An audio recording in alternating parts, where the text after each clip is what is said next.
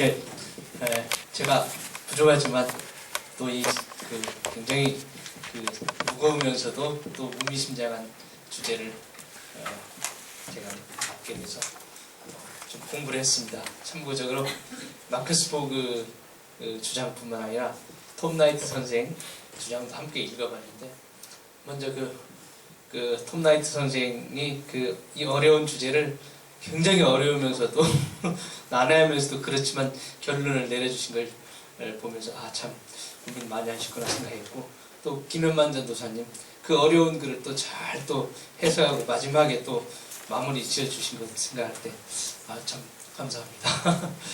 그럼 제가 시작하겠습니다. 제가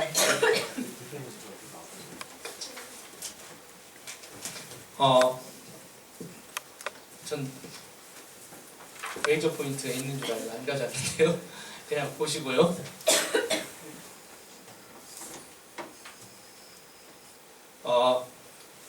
마크스 보그 선생이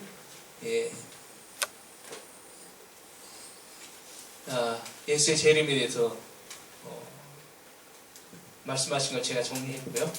그 다음에 제 간단한 견해를 말씀드리겠습니다.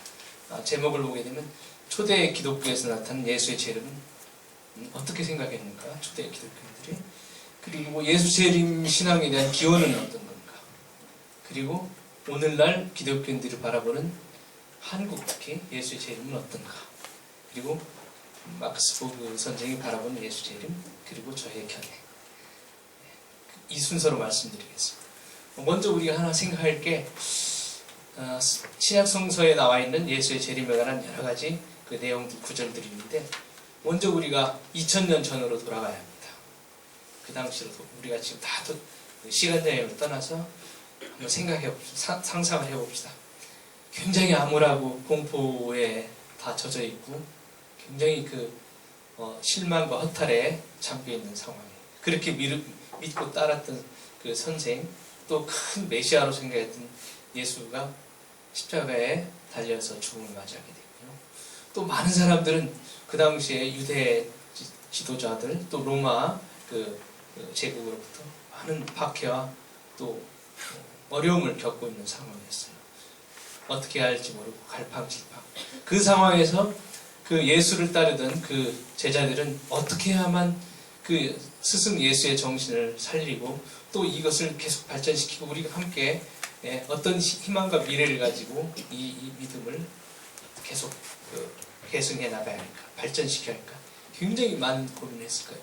많은 억압과 그 다음에 공포, 두려움 가운데 어떻게 우리가 희망을 가지고 이 현실을 풀어갈까, 굉장히 많은 고민을 했을 겁니다. 그런 가운데서 나온 게 바로 예수의 재림이라는 사상이 아니었을까.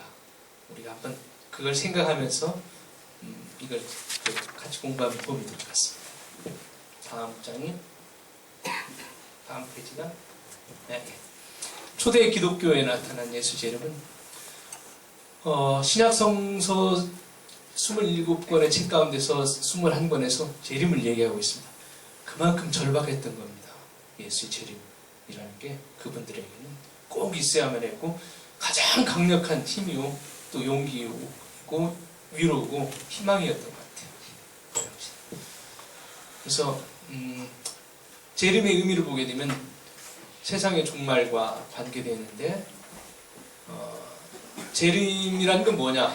그동안 살았던 사람에 대한 심판, 세상의 심판이죠. 그리고 이어서 영원한 하나님 나라의 구축을 그 땅에 한다. 굉장히 억압받고 고통 가운데 있던 사람들, 그리고 불의가 횡행했던 그런 상황에서 심판은 반드시 있어줘야만 그분들에게 희망과 용기가 된다. 그리고 거기서만 심판에서만 끝나는 게 아니라 새로운 세상, 영광의 세상이 와야만 의미가 있는 거죠. 이 재림의 방법은 그 시대 사람들이 생각할 수 있었던 것은 지금처럼 과학이 발달한 때가 아니고 인지가 발달한 때가 아니었어요. 예수가 십자가에 들어가시고 그 다음에 그 당시 사람들은 다 부활했다. 그것을 이야기했고 믿었죠. 정말로 그 사람들은 육체의 부활을 다 믿었을 거예요. 그 시대, 그 당시에서. 근데 그분들에게 그 예수가 내려오는 방법은, 다시 오시는 방법은 하늘로부터 구름을 타고 내려오고, 그 다음에 그리스도 예수를 믿다가 죽은 자가 먼저 살아나고, 그대로 몸이 다시 살아나고, 그 다음에 살아있는 사람들이 다시 살아난 자들과 함께 구름을 타고 공중으로 들어 올려가서 예수를 만나게 된다. 그렇게 해서 항상 예수와 함께 영광 중에 있을 거다. 이게 성경 중에 나와 있는 말씀입니다. 이런 생각을 가지고, 이런 소망을 가지고 있었던 것 같아요. 근데 우리가 볼 때는 여러 가지 생각을 할 수 있는데, 우리는 참 편한 상태에서 지금 그 예수를 만나고 생각하고 또 그 기독교를 접하고 하나님을 얘기하고 있는데, 그 당시는 굉장히 어려운 상황이었죠. 목숨을 잃어야 하거나 모든 걸 잃어야 할 수 있는 그런 절박한 상황이었어요. 그래서 그 당시에서는 이런 재림의 방법이 굉장히 큰 위로와 소망과 그 격려가 됐을 거예요. 재림의 시기에 대해서 검토해보면, 마가복음은 자신의 시대, 우리가 살고 있을 때 오실 거다. 얼마나 큰 위로와 그 힘이 됐겠어요. 용기가 됐겠어요. 그 다음에 요한묵시록 저자도 자신이 살던 시대에 올 거다. 곧 올 거다. 우리가 살아있을 때 조금만 더 참아라. 힘들어도 용기를 가져라. 그 다음에 자신의 시대 또는 그 이후에 조만간 올 거다. 바울 선생은 그렇게 있고요. 그 다음에 베드로후서는 좀 성경이 이게 약간 기록이 늦게 됐다고 해요. 살아있을 때 왔어. 시간은 흘렀어. 어떻게 된 걸까? 자신의 시대가 아닌 후일에 올 수도 있다. 그렇게 바꿔서 이제 얘기를 하게 되죠. 그런데 중요한 것은 2000년이 지난 지금까지도 초대의 성경을 기록한 저자들이 생각했던 초대의 기독교 제자들, 또 신도들이 생각했던 그런 형태의 재림은 이루어지지 않았다. 그 예수 재림 신앙이 어떻게 생겼는가? 두 가지가 있습니다. 예수 자신에게서 비롯되었다는 학설이 있고, 또 하나는 두 번째 초대교회에서 비롯되었다는 학설인데, 첫 번째는 대부분의 기독교인들, 그리고 20세기 보수주의적 대다수 신학자들이 지지하는 입장입니다. 그 당시 유대인들은 지도자들과 일부 사회 지도층 괜찮았지만 굉장히 힘들었어요. 먹고 살기도 힘들고, 정치적, 종교적, 또 사상적으로 많은 제약을 받았었습니다. 그래서 그들에게는 세상이 어려울수록 아주 강력하게 변화된 세상을 원하게 됩니다. 그래서 당연히 종말론이 대두되게 됩니다. 그래서 묵시론적인 종말론이 그 당시에 굉장히 사람들에게 많은 영향을 미치고 있었다는 겁니다. 예수 자신도 그 영향에서 그 시대 사람이었으니까 벗어나지 못했을 거다. 그래서 예수 재림에 대한 생각은 예수 자신의 묵시론적인 종말론에 의하여 나왔을 것이다. 그렇게 생각할 수도 있다는 겁니다. 예수 자신은 재림에 대해서 본인이 얘기하지 않았으나 조만간 하나님이 메시아 왕국을 확립하기 위한 행동을 하리라고 예수 자신이 기대했을 거다. 그런 설이 있습니다. 그래서 예수는 하나님의 나라 도래를 얘기했으나 초대교회는 그 신자들은 하나님의 나라의 도래를 예수의 메시아 도래로 생각을 했던 거죠. 그 다음에 두 번째 학설은 마크스 보그도 지지하는 건데요. 예수가 묵시론적인 종말론을 갖고 있지 않았고, 초대교회 내에서 부활절 사건 이후 유대인의 묵시론적 종말론과 예수 재림에 대한 기대가 복합적으로 작용하여 예수 재림 신앙이 태동되지 않았는가.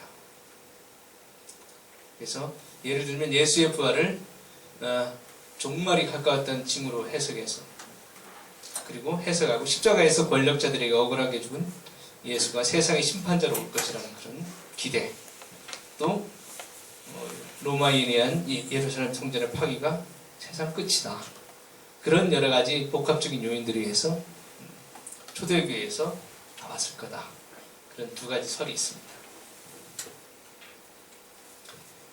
그러면 이제 중요한 건 2000년이 지난 지금 지금 현재 사는 우리 기독교인들이 바라보는 예수의 재림을 한번 생각해 보겠습니다. 북미 기독교인 상당수 그리고 보수주의 기독교인들 대부분이 예수의 재림이 임박했거나 적어도 언젠가는 재림할 것이라고 믿고 있고 가르치고 있습니다. 특히 굉장히 성경의 문자에 집착하는 분들은 2000년 전에 그 당시 초대교회 그 교인들이 생각했던 절박한 상황에서 바랬던 소망, 그 기대, 그걸 그대로 2000년이 지난 지금에 그게 실현될 거나 그것을 믿고 가르치는 경우가 많이 있죠. 그래서 휴거라든가 여러 가지 그런 게 있을 수 있겠습니다. 근데 21세기에, 지금은 21세기죠. 2001년부터 재림신앙의 의미를 한번 생각해 볼 때 초대교인들이 세상에 임박한 종말론에 대해서 잘못 오해하고 있었다고 인정할 필요가 있다고 마커스 보건은 얘기합니다.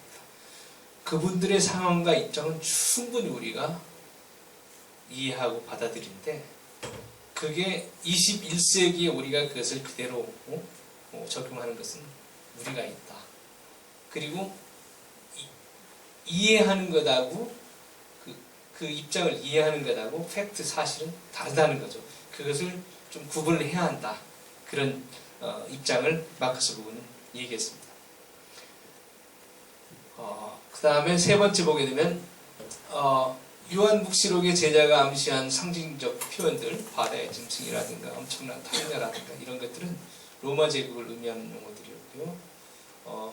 예수 재림은 그 당시 상황에서 적용되는 것으로 되겠습니다. 그렇다면 당시 상황에 기반했던 그런 재림 신앙 사상이 여전히 지금 현재와 미래에 적용될 수 있고 일어나야 한다고 주장하는 것은 굉장한 논리 비약이 있고 비현실성이 있지 않느냐. 너무 다른 상황에 처해 있는데 그게 이제 마커스 보그의 입장입니다. 그래서 마커스 보그가 바라보는 예수의 재림을 정리를 해봤습니다. 제가 지금 말씀드린 슬라이드는 그 내용들을 핵심적인 것만 뽑아서 정리를 한 겁니다. 지금까지 검토한 역사적 사실에 근거하여 생각해 볼 때 예수가 모든 사람들이 볼 수 있게 하늘에서 구름 타고 내려오리라 생각하는 것은 그런 초대교회의 믿음은 잘못된 것이었다. 그리고 미래에도 예수가 사람들의 눈에 보이도록 그런 방식으로 올 것이라고는 생각하지 않는다. 이게 마커스 보그의 입장입니다. 또 두 번째는 세상의 종말과 마지막 심판 상상은 할 수 있으나 예수의 미래 재림을 문자적으로 상상할 수는 없다. 그래서 세상의 종말과 마지막 심판에 대해서는 생각을 할 수가 있다. 그것은 그 종교를 가지고 있는 사람으로서는 얼마든지 그런 건 가능하다. 그렇지만 성경에 나와 있는 문자적인 재림, 그 표현한 방식은 받아들일 수 없다. 그런 생각입니다. 그리고 또 하나 그 예로서 예수님 오신다면 이 넓은 지구상에서 어느 곳으로 오실 건가? 어떤 사람에게 오실 건가? 많은 사람들이 있는데 그래서 현실적으로 그분들은 그 팔레스틴의 그 제한적인 상황에서 제한적인 장소에서는 그 말이 그런 기대와 희망이 적용될 수 있지만 21세기는 있을 수가 없는 거다. 그런 거였습니다. 그 다음에 세 번째, 예수의 재림은 예수를 우리 삶의 주님으로 받아들이고 확신하는 것에서 비롯되는 거다.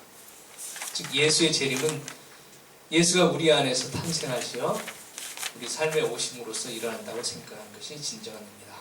이렇게 얘기했고요. 예수는 많은 방식으로 우리 안에 또한 세상 가운데 오고 또 올 수 있다. 그러면서 한 가지 덧붙이겠습니다. 자, 재림 두 번째 오십니다. 그러면 첫 번째 오심은 어떤 건가? 예수의 첫 번째 오심을 생각해보죠. 두 번째 오심도 첫 번째 오심과 같은 그런 의미 역할이 아닐 건가? 예수가 첫 번째 오신 건 뭐냐? 우리의 큰 희망과 소망을 준 거다. 두 번째도 그러할 거다. 그런 의미로 해서 마커스 보그는 재림을 해석했습니다. 발제자니까 발제자도 숙제를 해야 할 것 같아요. 발제자 의견은 보면은 간단히 말씀드리면 2000년 전과 2000년 후는 많이 다르다는 거죠. 특히 그 21세기 문명사적 관점과 그 앞서 그런 걸 바탕으로 사고를 해볼 때 초대교회에 에서 생각했던 그런 재림은 우리에게는 적용되는 게 어렵다.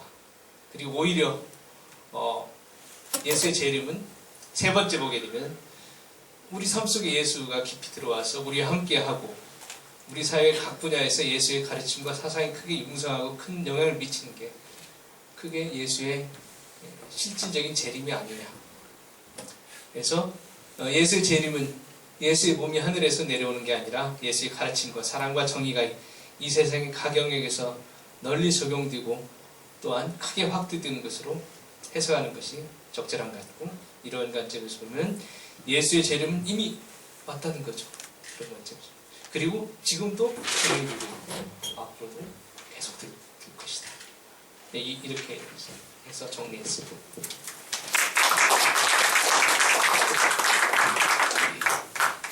네, 예수의 재림에 대해서 두 분의 전회와 발제자분들의 의견까지 저희가 잘 들어봤습니다. 목사님이 보충 설명을 해주실 시간인데요. 제 질문을 먼저 여기서 이제 자기의 신앙 경험이라든가 하고 싶은 말씀이라든가 질문도 있을 수 있을 것 같아요. 저희들이 먼저 의견을 나눠보고 그 다음에 의견을 나누고 자연스럽게 목사님께서 함께 목사님 견해도 들어보는 걸로 해보겠습니다. 네. 재림에 대한 오늘 말씀을 하시니까 일단 보충 강의 말씀드려야 돼요. 재림에 대한 이야기는 많이 나올 것 같아서 좀 더 다른 질문을 좀 해보고자 합니다. 여기 톱라이트 견해를 보면 이제 종말이라는 것은 죽음의 폐지, 악의 제거, 그 다음에 고통의 회원, 그리고 이런 표현을 했고, 그래서 이렇게 종말이라는 것은 제 생각에도 전 우주적이고, 그 다음에 전인적인 구원이라고 좀 생각하거든요.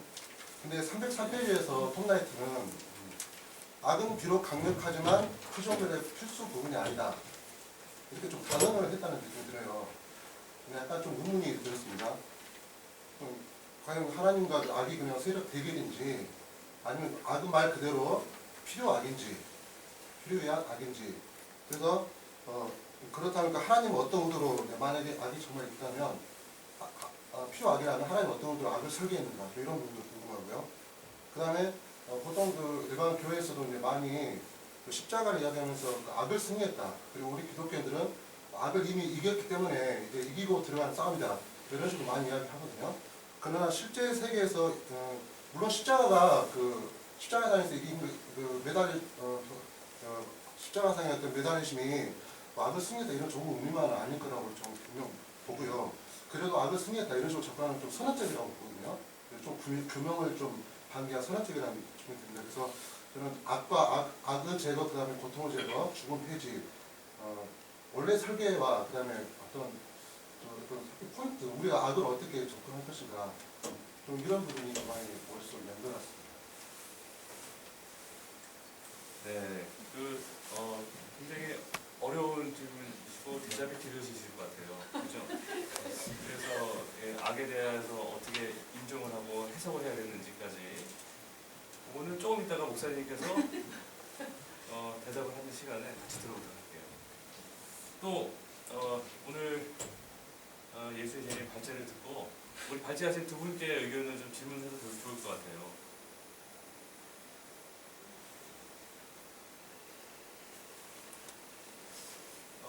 질문이 선뜻 없으시면은 먼저 목사님 의견을 좀 들어보고 목사님께 여쭤보는 것이 좋을 것 같습니다. 목사님.